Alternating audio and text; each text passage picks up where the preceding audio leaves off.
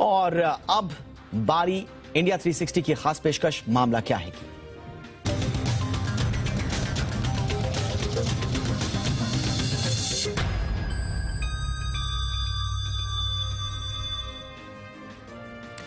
आपने पूरे इस तनाव के बीच में कई सैंक्शंस की बात सुनी होगी, बैन की बात सुनी होगी, और इसी बैन के बीच में एक और बैन की चर्चा लगातार हो रही है, वो है स्विफ्ट बैन। आखिर क्या है स्विफ्ट बैन? स्विफ्ट बैन को मदर ऑफ ऑल बैन्स क्यों कहा जाता है? और क्या वाकई में रूस के खिलाफ अगर स्विफ्ट बैन अख्तियार किए जाते हैं तो उससे कोई असर पड़ेगा?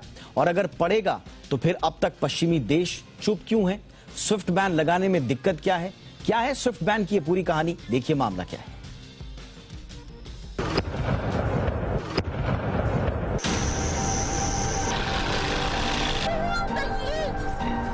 यूक्रेन पर हमले से पहले पश्चिमी देशों ने कई तरह की पाबंदियों की धमकियां दी, लेकिन पुतिन नहीं माने।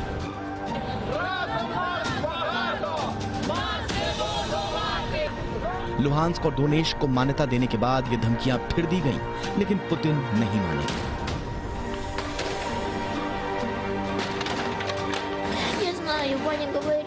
रूस ने यूक्रेन पर हमला कर दिया, पश्चिमी देशों ने कई पाबंदियां लगा डाली, लेकिन पुतिन फिर भी नहीं माने और रूसी सेना लगातार कीव को कब्जे में लेने के लिए आगे बढ़ रही है। सवाल उठता है कि आखिर कैसे रुकेंगे पुतिन, कैसे झुकेगा रूस? कहा जाता है कि पुतिन तभी मानेंगे जब उन पर छोटे मोटे सैंक्शंस नहीं बल्कि मदर ऑफ ऑल बैन्स यानी स्विफ्ट बैन लगाया जाएगा। अब सवाल यह उठता है कि आखिर स्विफ्ट है क्या? तो इसे भी समझ लीजिए। दरअसल स्विफ्ट एक मैसेजिंग नेटवर्क है, ये कोई बैंक नहीं है। इसका पूरा नाम है society for world wide interbank financial telecommunications. दुनिया भर के 200 देशों के करीब 11,000 बैंक स्विफ्ट नेटवर्क से जुड़े हुए हैं। इसका इस्तेमाल करने के लिए हर सदस्य बैंक को एक खास अंतर्राष्ट्रीय कोड दिया जाता है। इसे स्विफ्ट कोड या स्विफ्ट नंबर या बैंक आइडेंटिफायर कोड कहते हैं, और इसी कोड के जरिए दूसरे देशों में भुगतान हो जाता है। इसे दुनिया का सबसे भरोसेमंद मैसेजिंग सिस्टम कहा जाता है। स्विफ्ट बैन इस नेटवर्क से किसी देश को अलग करने की कार्रवाई को कहा जाता है। सवाल यह है कि स्विफ्ट बैन से होगा क्या?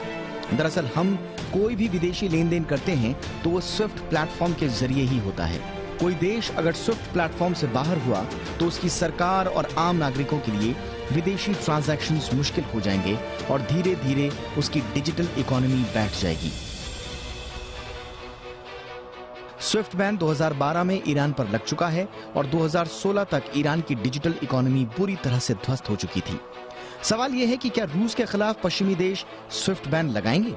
इसका जवाब बहुत मुश्किल है। दरअसल स्विफ्ट एक देश से नहीं चलता और ये एक न्यूट्रल संस्था कही जाती है। इसमें एक दूसरे से दुश्मनी रखने वाले देश भी शामिल हैं। ऐसे में ये नेटवर्क खुद को राजनीतिक तौर पर तटस्थ कहता है। हालांकि अमेरिका स्विफ्ट को डॉलर से डिस्कनेक्ट करने की धमकी देकर अपनी बात मनवा सकता है, जैसा कि उसने 2012 में ईरान को स्विफ्ट से बाहर करके किया था। लेकिन मौजूदा परिस्थिति अलग है।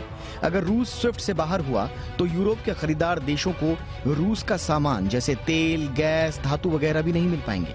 कहा जाता है कि अगर रूस को स्विफ्ट से डिस्कनेक्ट किया तो यूरोपीय देशों के साथ साथ अमेरिका को भी सबसे ज्यादा नुकसान होगा, क्योंकि उनके बैंक रूसी बैंकों के साथ संवाद करने के लिए स्विफ्ट का ही सबसे ज्यादा इस्तेमाल करते हैं। इसीलिए रूस के खिलाफ स्विफ्ट प्रतिबंधों से पश्चिमी देश बच रहे हैं। ब्यूरो रिपोर्ट, जी मीडिया।